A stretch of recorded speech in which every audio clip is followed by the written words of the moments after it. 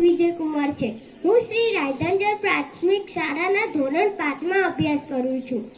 આદરણીય મહેમાન વક્તવ્યનો વિષય છે સ્વાસ્થ્ય અને પર્યાવરણ। આપણે દરેક જણ જાણીએ છીએ કે સ્વાસ્થ્ય અને પર્યાવરણ એકબીજાથી ગાઢ રીતે જોડાયેલા છે। સ્વાસ્થ્ય એ માનવનું સૌથી મહત્વપૂર્ણ પાસું છે અને પર્યાવરણ એ તે માળખું છે જેમાં આપણે જીવીએ છીએ। જો પર્યાવરણ શુદ્ધ અને સ્વચ્છ હશે તો આપણું સ્વાસ્થ્ય પણ સારી સ્થિતિમાં રહેશે। પર્યાવરણમાં પ્રદૂષણ એક મોટું પડકાર છે। પ્રદૂષણના વિવિધ પ્રકારો જેવા કે વાયુ પ્રદૂષણ, પાણી પ્રદૂષણ, જમીન પ્રદૂષણ અને ધ્વનિ પ્રદૂષણ આપણા સ્વાસ્થ્યને નકારાત્મક અસર કરે છે।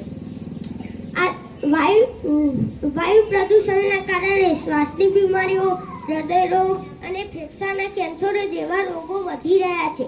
પાણી પ્રદૂષણ આપણા પીવાના પાણીની ગુણવત્તા ઘટાડે છે અને આજીવન રોગોનું કારણ બની શકે છે।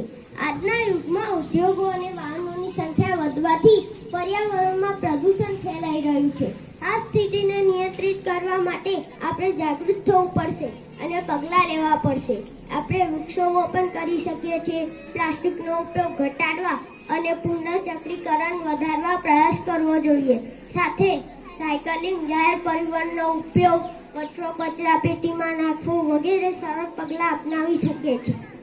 પર્યાવરણને સુરક્ષિત રાખીને આપણે શ્વાસ જીવનની દિશામાં એક મજબૂત પગલું ભરીએ। ચાલો આપણે પહેલું સૂત્રે જાતે નડ્યા તે કહેવતને સાકાર બનાવીએ, જેનાથી આપણે આપણા અને આગળની પેઢીના માટે એક સ્વચ્છ અને આરોગ્યપ્રદ જગત ઊભું કરી શકીએ। અસ્તુ।